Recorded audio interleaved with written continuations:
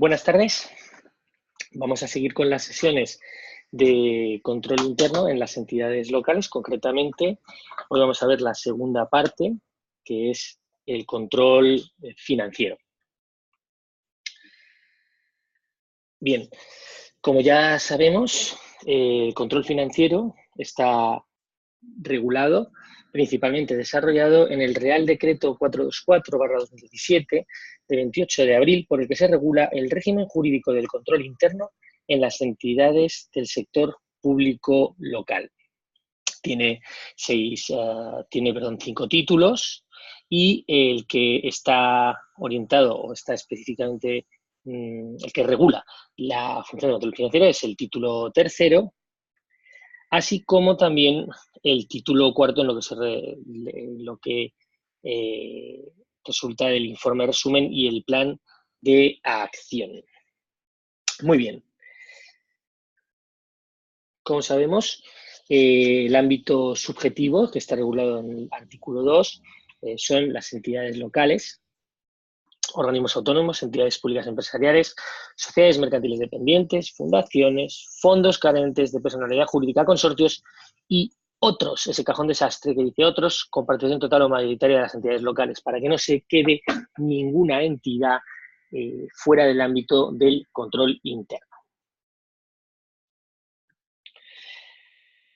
Como sabemos, el control interno abarca la función interventora, que ya hemos visto en otra sesión, y el control financiero.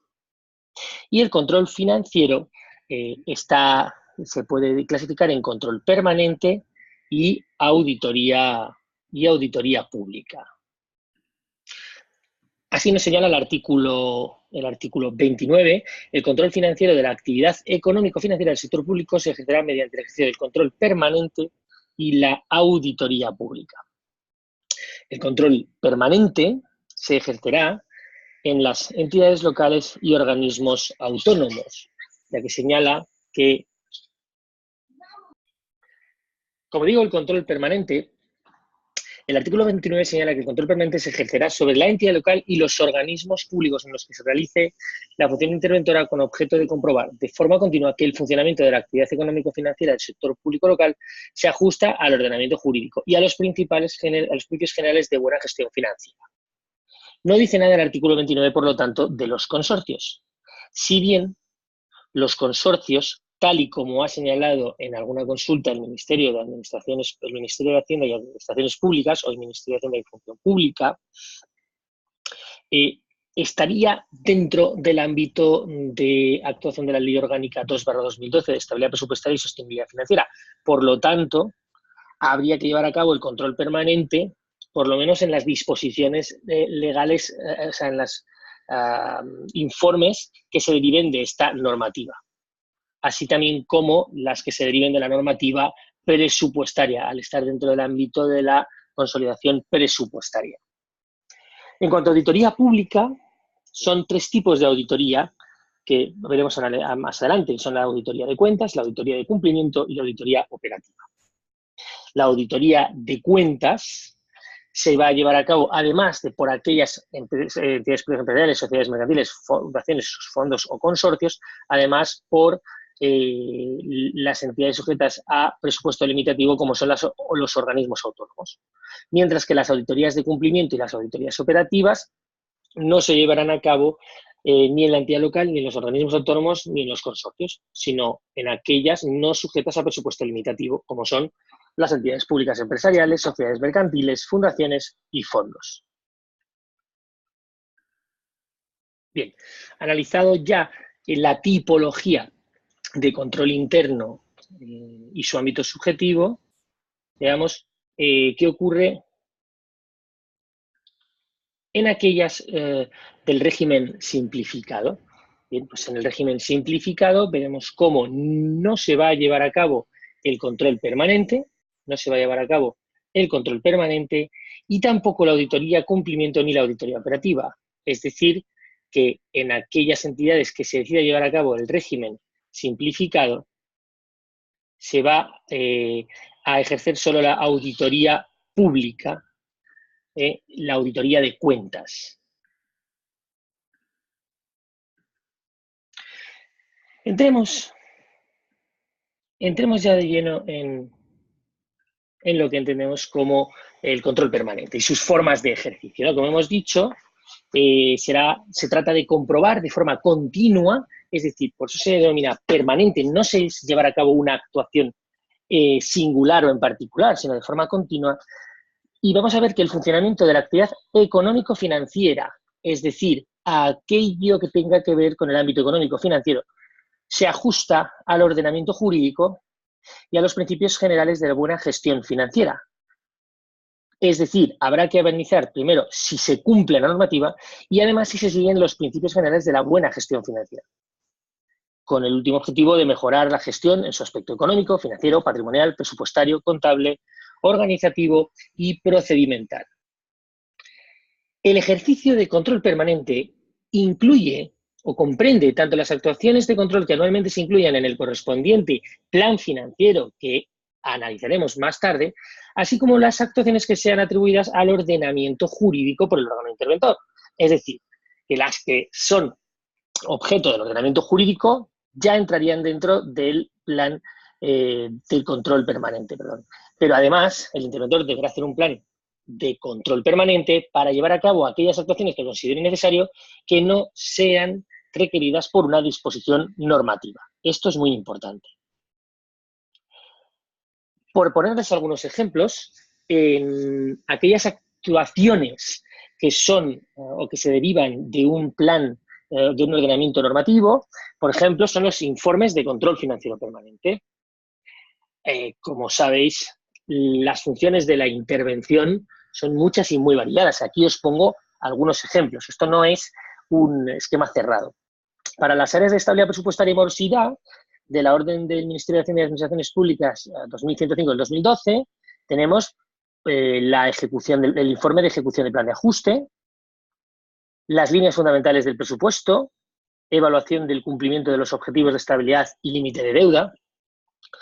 Cuando se aprueba el presupuesto hay que evaluar el cumplimiento del objetivo de estabilidad y límite de deuda. Sabéis que se tiene que cumplir tanto en la elaboración, en la ejecución y la liquidación. En la liquidación del presupuesto, evaluación del cumplimiento del objetivo de estabilidad, regla de gasto y límite de deuda. Digamos que es el más importante en tanto en cuanto tiene mayores consecuencias, porque solo en la liquidación se evalúa a la hora de establecer un plan económico financiero. Actualización trimestral del informe de la intervención sobre el cumplimiento de objetivos de estabilidad y deuda. Y también el Real Decreto 1463/2007, la evaluación del cumplimiento del objetivo de estabilidad en el presupuesto inicial, modificaciones y liquidación, verificación anual del cumplimiento de los planes económico-financieros o verificación del cumplimiento del plan económico-financiero en el ejercicio anterior y presupuesto vigente como requisito previo para la autorización de operaciones de endeudamiento.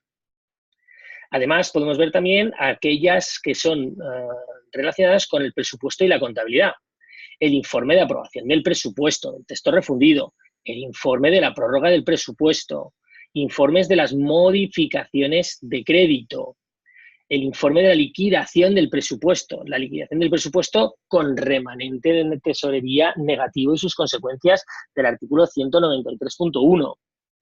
En lo cuanto a los pagos a justificar y anticipos de paga fija, informes sobre las normas de expedición, así como el informe de cara a las inversiones financieramente sostenibles de la disposición adicional 16ª y informes sobre la consistencia y soporte de las proyecciones presupuestarias que contengan la memoria económica de la inversión e informe del Ministerio.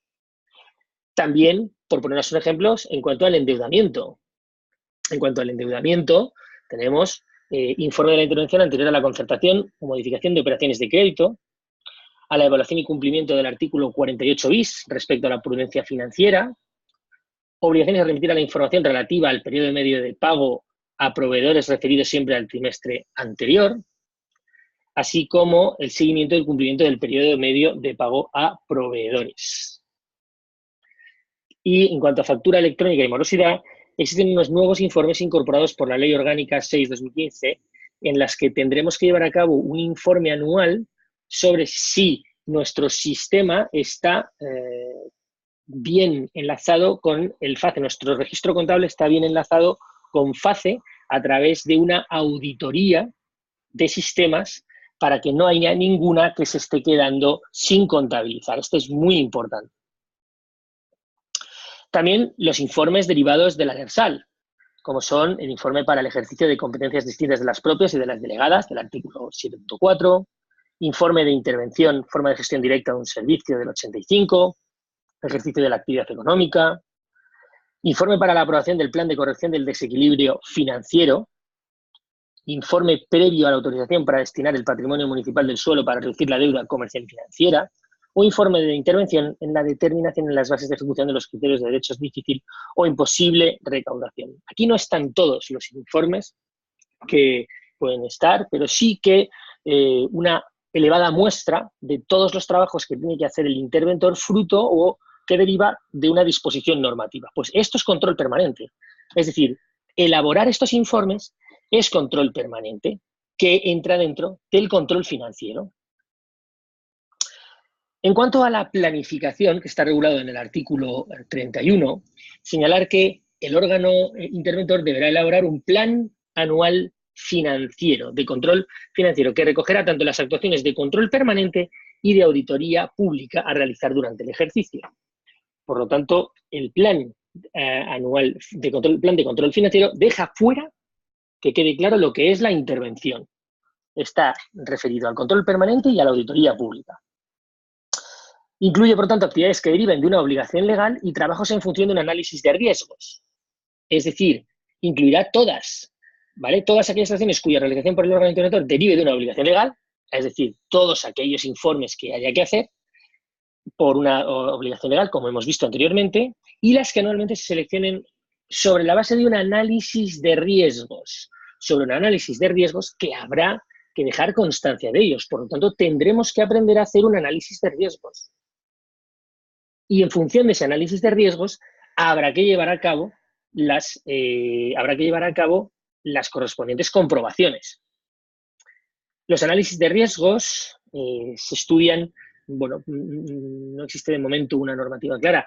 El Tribunal de Cuentas tiene un manual para el cálculo de riesgos que es muy interesante, con el riesgo operativo, con el riesgo de auditoría, con el riesgo de detección. Bien, y estudiando también la propia estructura de cada entidad local. Si es una entidad local que lleva un porcentaje muy elevado, llamándose un porcentaje muy elevado, más de un 20% de todas las operaciones a través de contratación menor, pues está claro que uno de los riesgos que existe en esa entidad local será un posible fraccionamiento de los contratos. Por lo tanto, habría que incluir dentro del análisis de riesgos como riesgo elevado el fraccionamiento a través de contratos menores. Y habrá que llevar a cabo un control financiero a través de técnicas de muestreo para ver si esos controles menores efectivamente cumplen con la normativa vigente de contratación pública regulada en la Ley 9/2017. En cuanto al contenido, ¿qué tiene que tener el contenido? Pues tiene que primero que identificar los riesgos.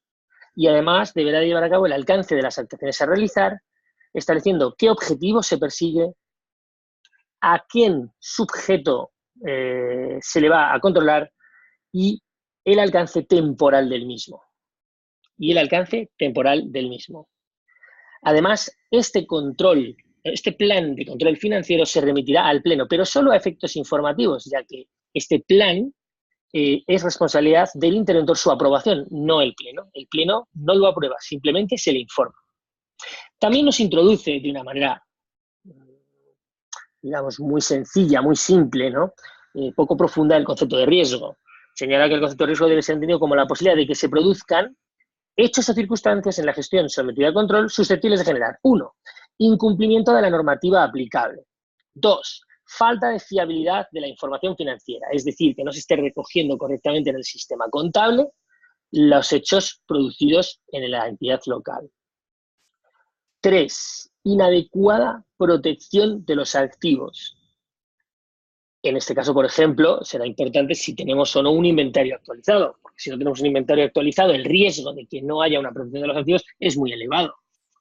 Y falta de eficacia y eficiencia en la gestión. Esta falta de eficacia y la eficiencia en la gestión nos deja un gran margen de actuación al interventor a la hora de poder llevar a cabo nuestras conclusiones de nuestros trabajos. Bien, en cuanto a la ejecución de las actuaciones del control permanente, los trabajos de control permanente se realizarán de forma continuada e incluirán las siguientes actuaciones. Verificar el cumplimiento de la normativa y procedimientos aplicables a los aspectos de la gestión económica a los que se extiende la función, a los que no se extiende la función interventora. En segundo lugar, seguimiento de la ejecución presupuestaria y verificación del cumplimiento de los objetivos asignados. Verificar la documentación soporte de la información contable.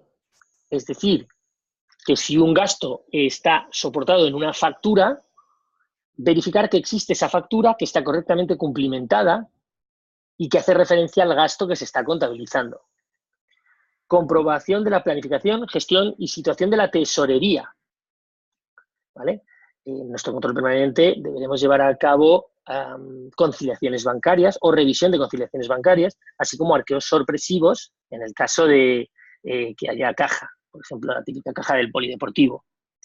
También habrá que hacer el seguimiento del periodo medio de pago y de la morosidad. En otro orden de cosas, las actuaciones previstas en la normativa presupuestaria y reguladoras de la gestión económica del sector público local atribuidas al interventor. Bien, es decir, actuaciones previstas en las normativas presupuestarias. Estos son todos aquellos informes que se deriven, como hemos visto antes, de una disposición normativa. Análisis de operaciones y procedimientos. ¿Vale? Es decir, también habrá que hacer un análisis de las operaciones y procedimientos, que esto no es una auditoría operativa, pero habrá que llevar a cabo, ver si las operaciones se están llevando a cabo de una manera correcta.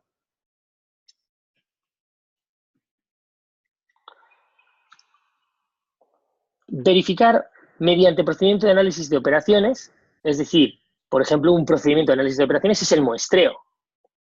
Y se podrán aplicar normas de auditoría. Cuando se apliquen normas de auditoría, habrá que llevar a cabo las normas establecidas por la Intervención General de la Administración del Estado, que luego veremos cuando veamos la parte de la auditoría.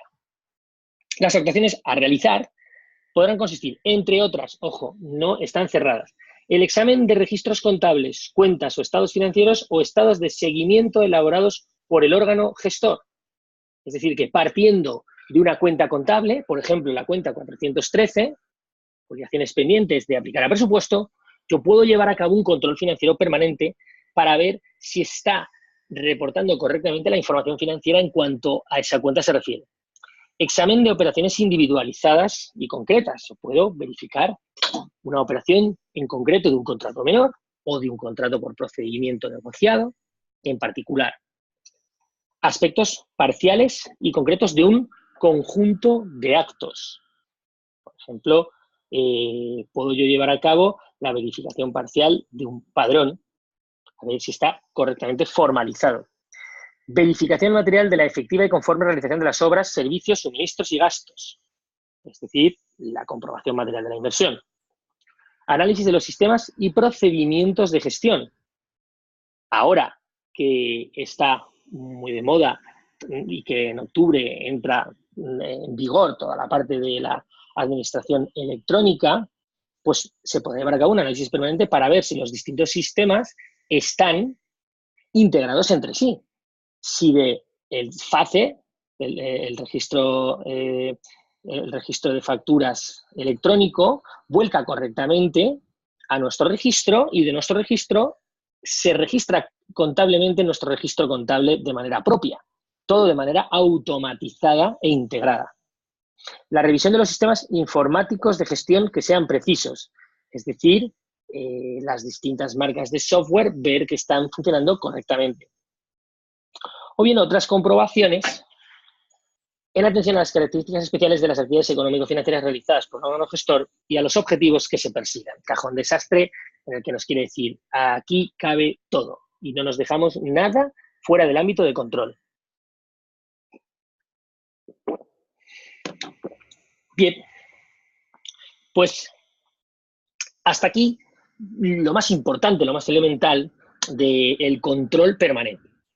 Vamos ahora a la otra pata del control financiero, que es la auditoría pública.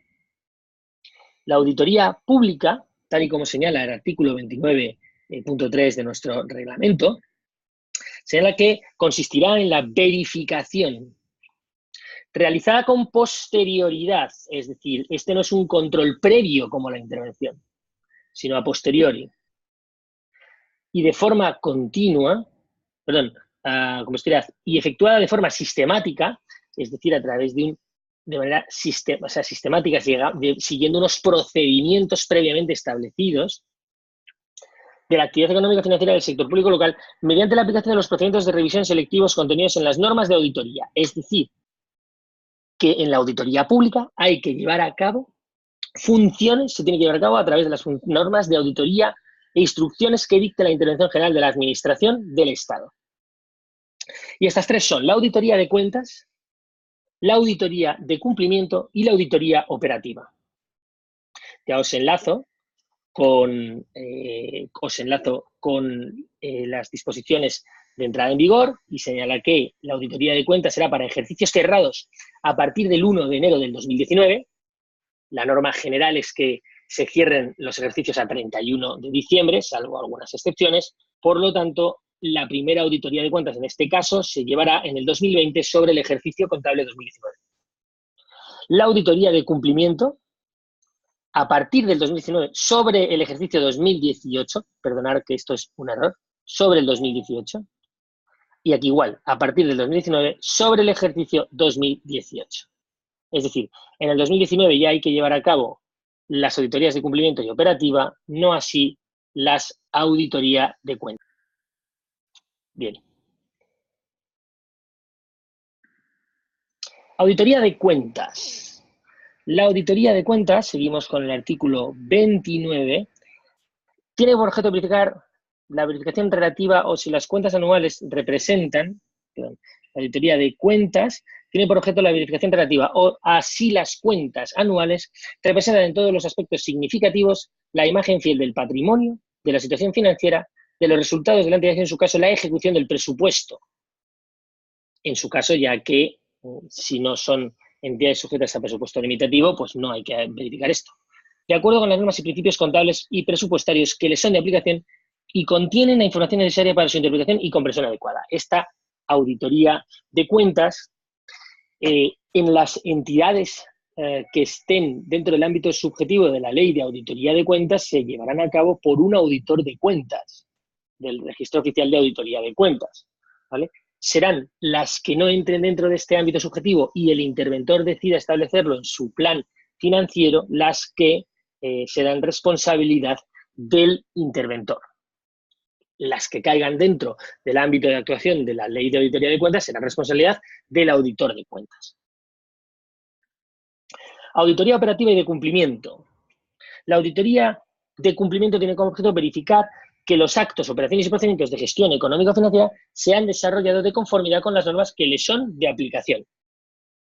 Es decir, la estabilidad presupuestaria, la ley de contratación, etcétera.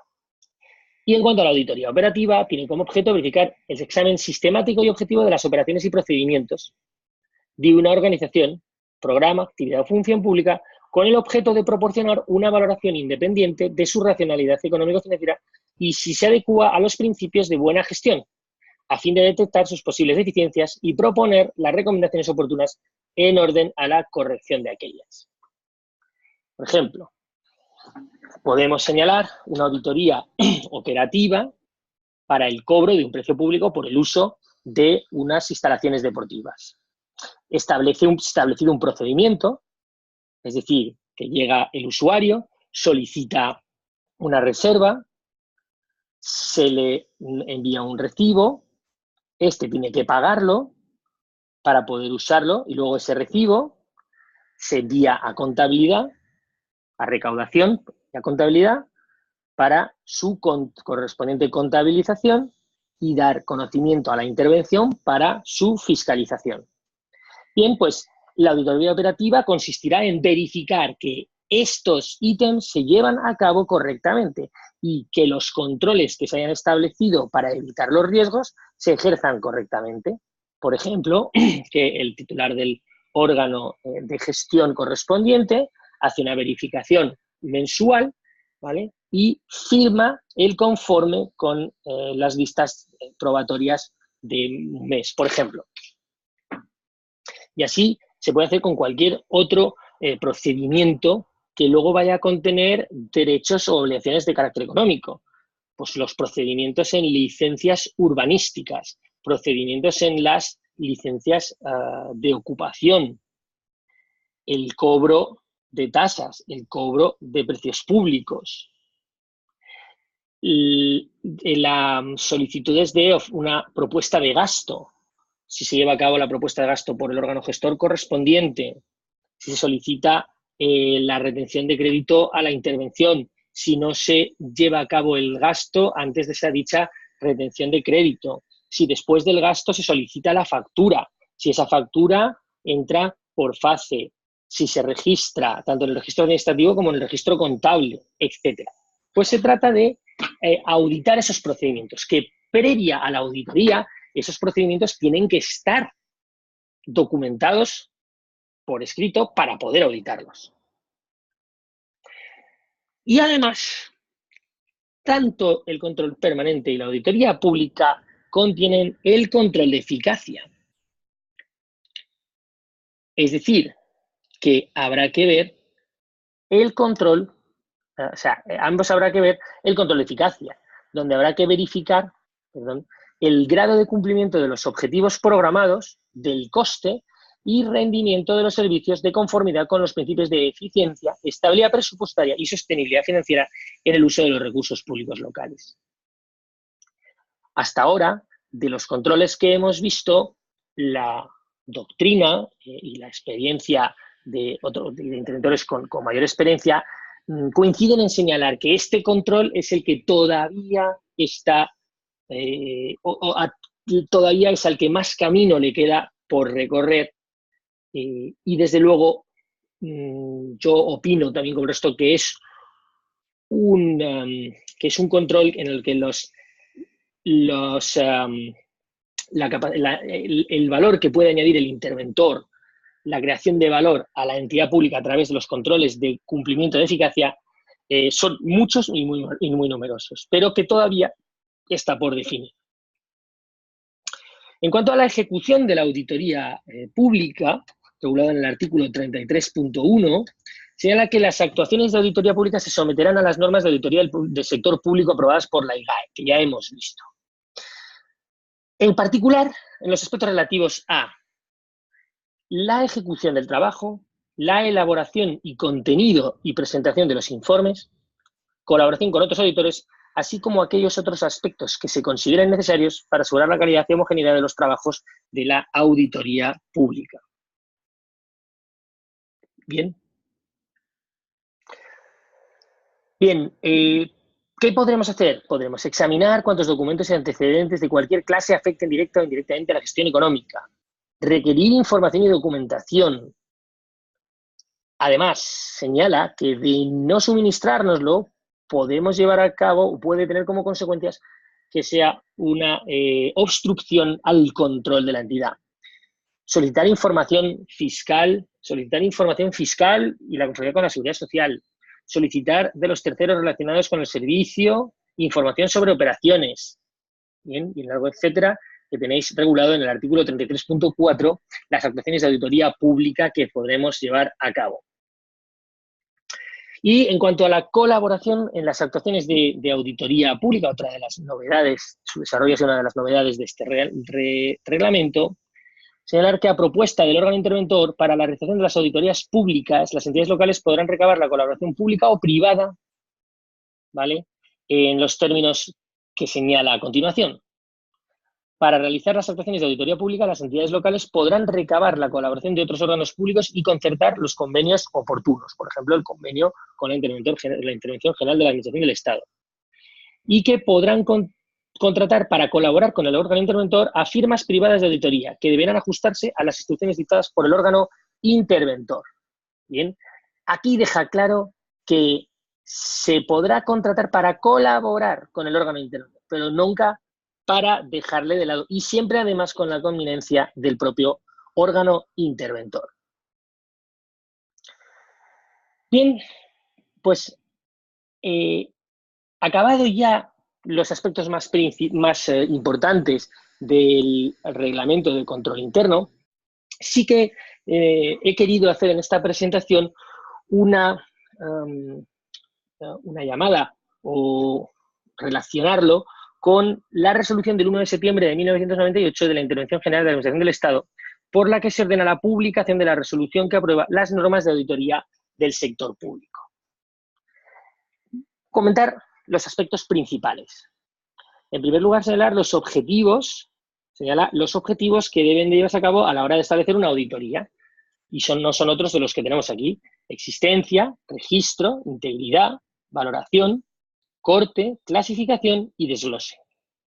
La existencia persigue el verificar que el elemento patrimonial que se está reflejando, ya sea un activo o un pasivo, existe de verdad y está controlado por la entidad económica.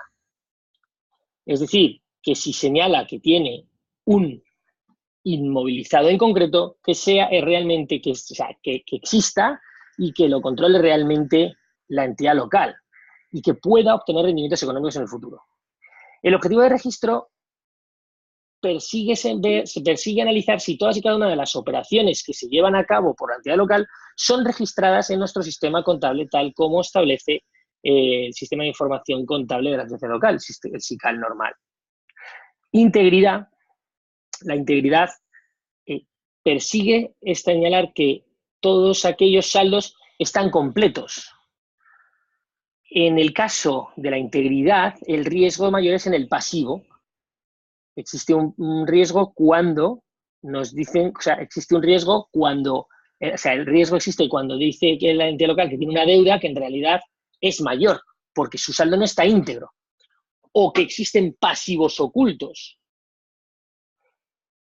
Un típico ejemplo de una auditoría relacionada con la integridad será llevar a cabo un análisis de la cuenta 413 para verificar que se han contabilizado todas aquellas facturas que no han podido aplicarse al presupuesto y que no existen lo que comúnmente se conoce como facturas en el cajón. La valoración es muy fácil de entender, puesto que trata de verificar que se cumplen con las normas de valoración del Plan General de Contabilidad de la Instrucción Normal de Contabilidad Pública Local. Corte de operaciones es también muy importante.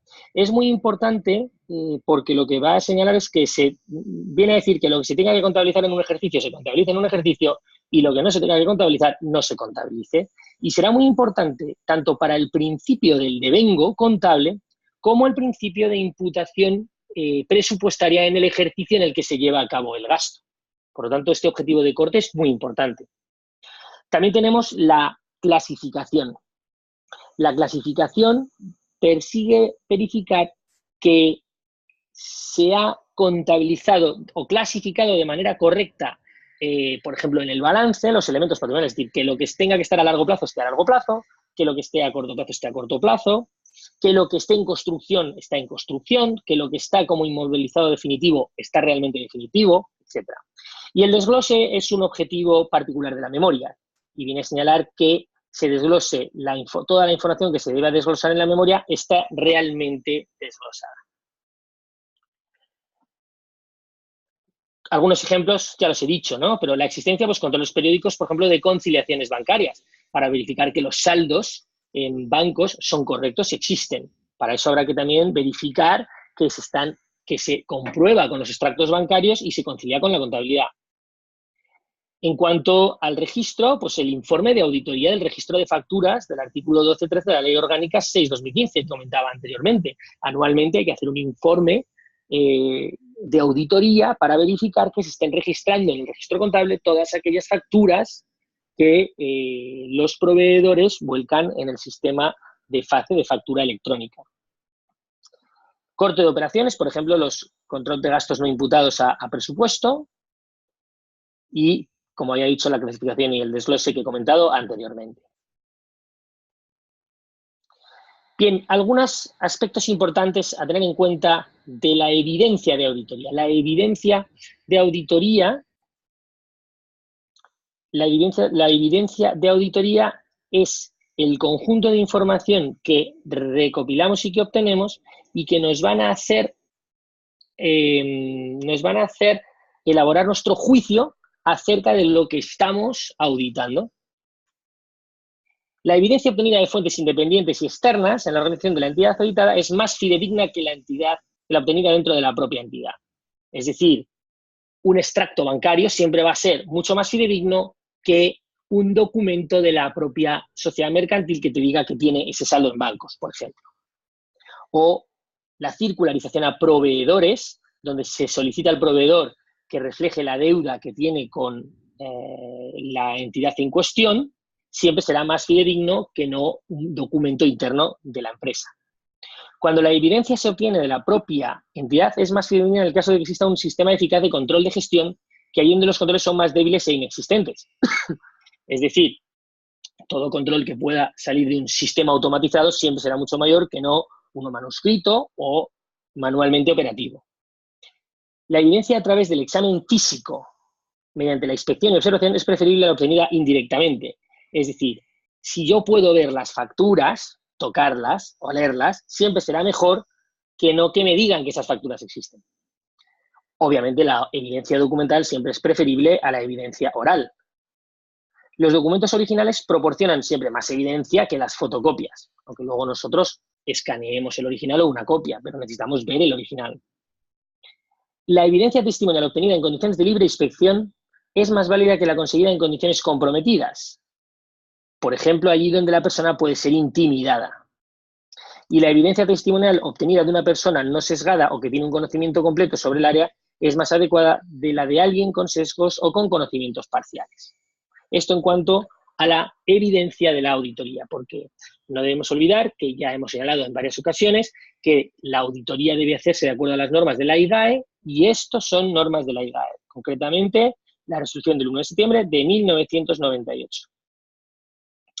Y para llevar a cabo estos procedimientos, estas pruebas sustantivas de auditoría, se van a poder llevar a cabo las siguientes pruebas: la inspección, la observación, la confirmación externa, el recálculo, la reejecución, procedimientos analíticos y la indagación.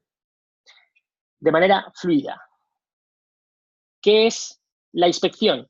Bueno, pues la inspección consiste en la verificación física de documentos, elementos patrimoniales, ¿vale? Es decir, la inspección física del documento soporte o del propio elemento.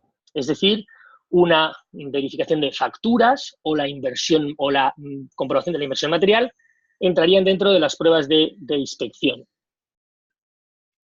Observación sería llevar a cabo la observación de ver cómo llevan a cabo un procedimiento. Es decir, en el procedimiento que hemos visto, hemos analizado del polideportivo, cuando se pide una pista para el uso de un polideportivo, pues nosotros como auditores estar presentes en la solicitud de esa pista deportiva y observar qué ocurre en todo el procedimiento.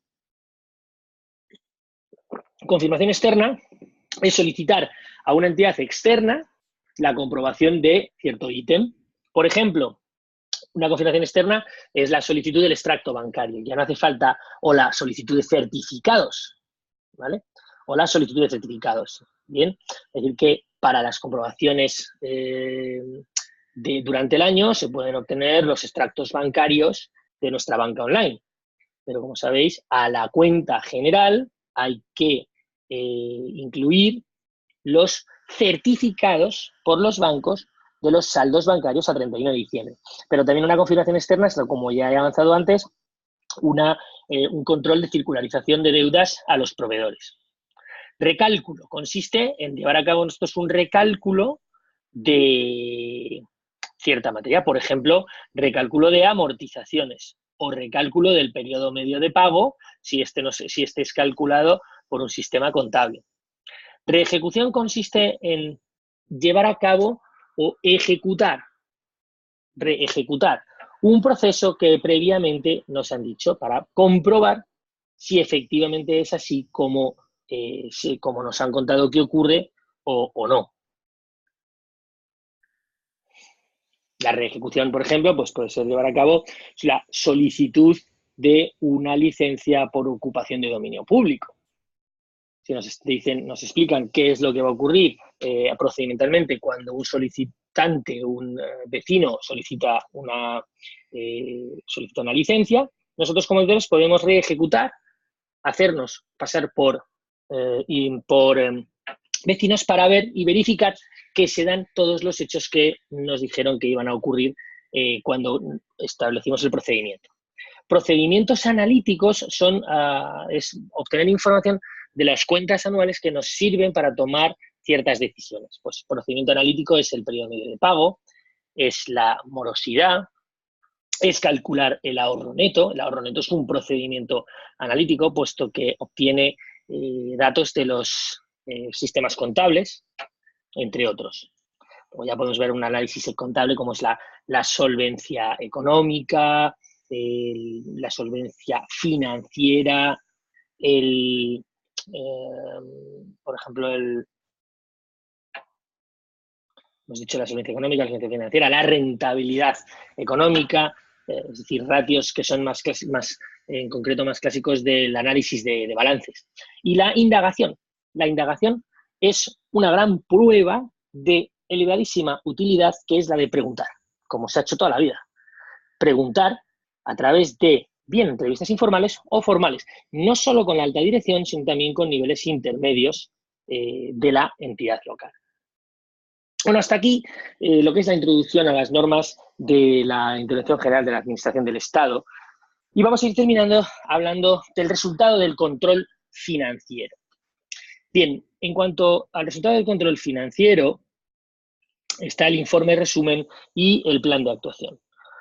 Más bien del resultado del control. Yo creo que el resultado del control financiero aquí, este financiero se me ha a mí escapado, puesto que es resultado del control, ya que en este informe resumen va a estar todas las actuaciones del artículo 213 del texto refundido, es decir, función interventora y control financiero.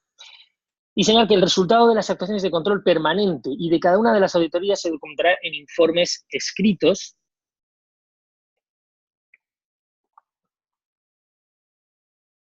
Perdón, corrijo, que me he ido a otro supuesto posterior. Corrijo. Efectivamente, vamos a ver ahora el resultado del control financiero, del artículo 35 y del artículo 36.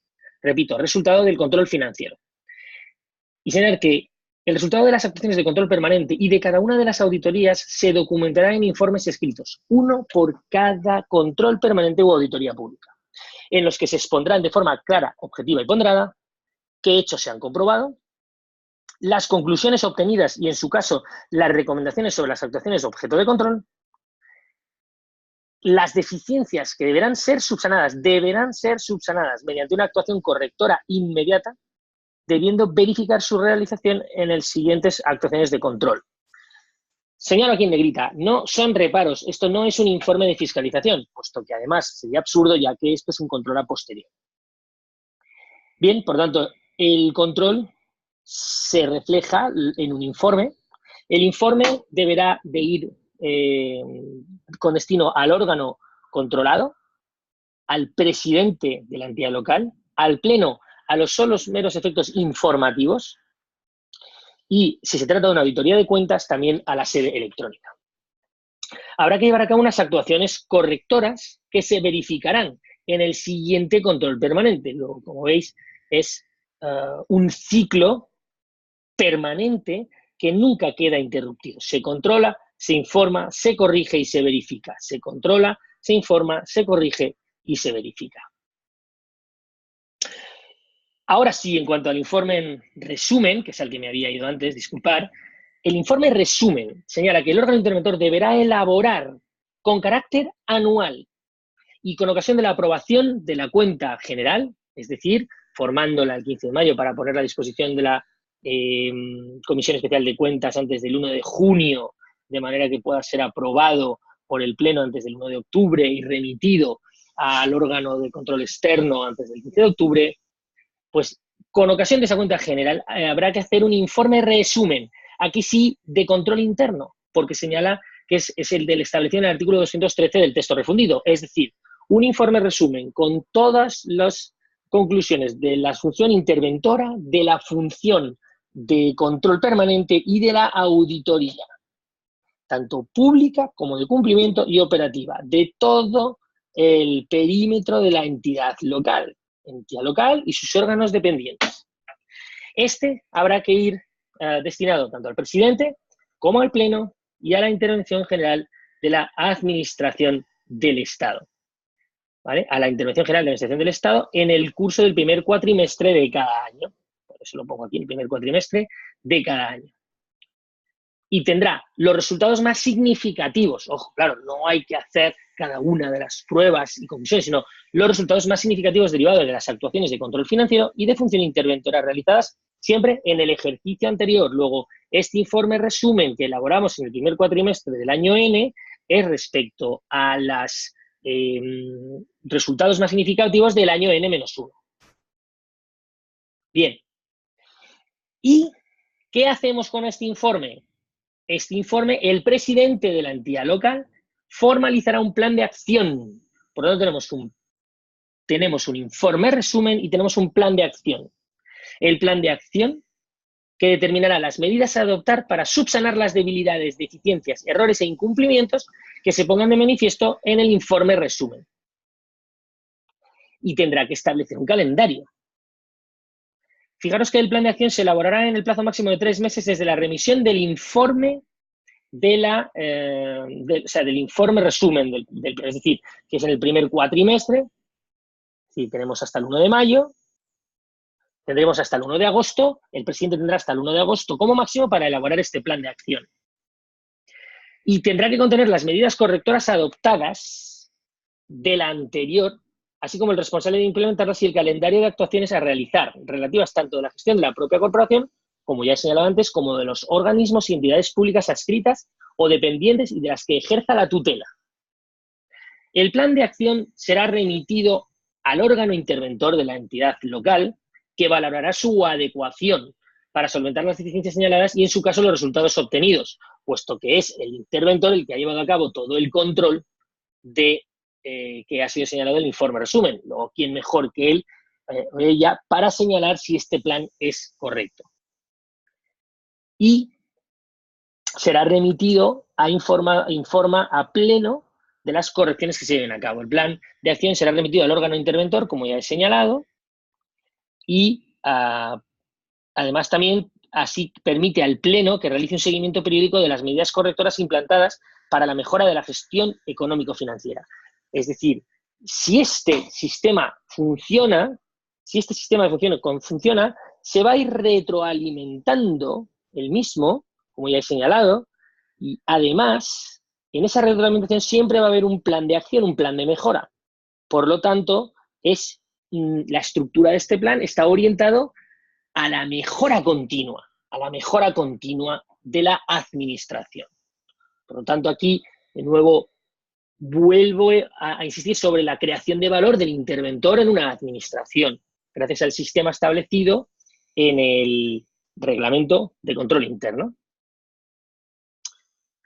Y hasta aquí la presentación de las grandes líneas, de las principales líneas de lo que es el control financiero regulado en el reglamento de control de las entidades locales y también en la normativa que hemos visto de la intervención general de la Administración del Estado.